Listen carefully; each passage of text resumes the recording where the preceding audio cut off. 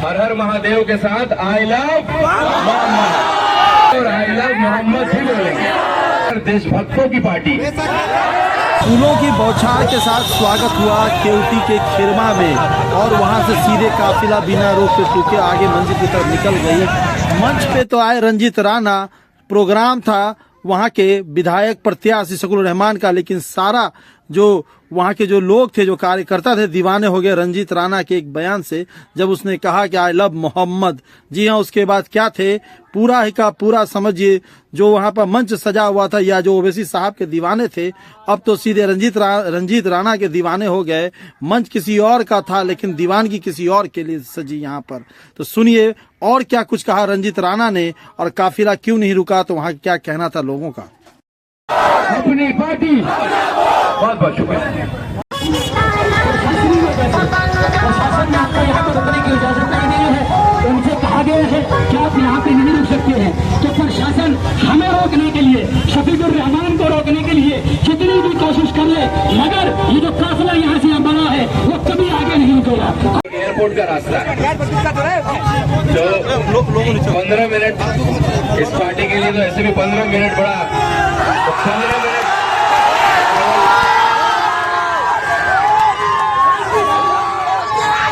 15 minute का समय दीजिए शकील रहमान साहब और उनके तमाम कार्यकर्ताओं को मैं अस्सलाम वालेकुम व रहमतुल्लाहि व बरकातुहू। और हर हर महादेव के साथ आई लव मोहम्मद। हर हर महादेव भी बोलेंगे और आई लव मोहम्मद ही बोलेंगे। जो लोग कहते हैं कि ये पार्टी कट्टर मुसलमानों की पार्टी है, उनको जवाब देना चाहते हैं कि कट्टर देशभक्तों की पार्टी है। ये कट्टर संविधान को मानने वाले लोगों की पार्टी है। और ये इस पार्टी की ताकत है। सीमांचल के बाहर जिस तरह का जन सैलाब लगातार AIMIM के दीवानों का दिख रहा, क्योंकि इस पार्टी में कार्यकर्ता होते नहीं है, इस पार्टी में दीवाने होते हैं और एक दीवाना 100 कार्यकर्ताओं पे भारी होता है। तो ये इस पार्टी की ताकत है। और असद साहब को रुकना था, लेकिन चूंकि ट्रैफिक की व्यवस्था को देखते हुए थोड़ा आगे बढ़ गए हैं।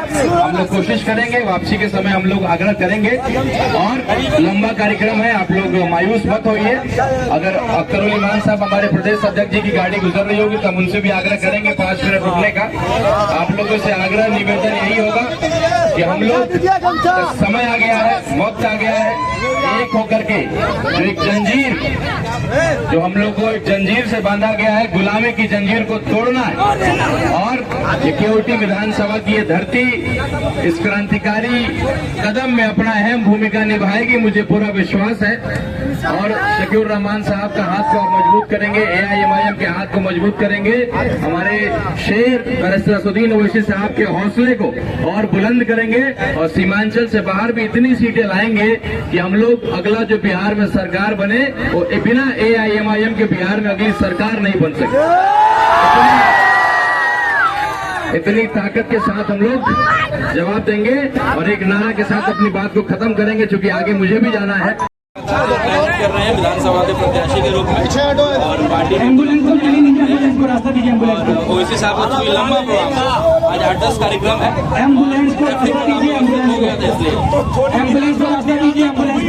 नहीं, अरे दीवाने हैं, दीवाने बिल्कुल मुझे नहीं पता। यहाँ पर वो लोग जब सिक्योरिटी की टीम उनकी आई तो उन्होंने हमको कहा कि यहाँ पर हमको रुकने की इजाजत नहीं है, हम नहीं रुक सकते। प्रशासन को आपने कहा था कि यहाँ कार्यक्रम रहेगा 5 मिनट के लिए। हमने जो है जिला अधिकारी से और SDO साहब से बाकायदा परमिशन लिया था, दिल्ली मोड़ एयरपोर्ट से लेके, और उसमें हमने मेंशन किया था हम वो आपको रिपोर्ट भी दे देंगे और उनका परमिशन लेटर भी दे देंगे, अपना आवेदन भी देंगे कि दिल्ली मोड़, दूसरा पॉइंट था उनका खिरमा, तीसरा पॉइंट उनका केवटी, चौथा पॉइंट उनका 0 माइल, 20 होते हुए कमतौल से। यहाँ ठहराव का परमिशन था, ठहराव का परमिशन था। हमने यहाँ के थाना अध्यक्ष महोदय को भी देने का काम। अच्छा, ऐसा लोग आपके मायूस हो गए, आपके चाहने वाले जो हजारों लोग मायूस हैं? नहीं, बिल्कुल मायूस नहीं, हम हमारे चाहने वालों के लिए रुके हैं यहाँ, हम यहाँ पर हैं, अपने चाहने वालों से भी हम बात करेंगे।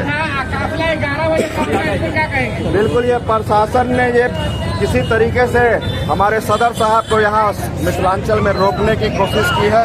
बेशक वो इस रोकने में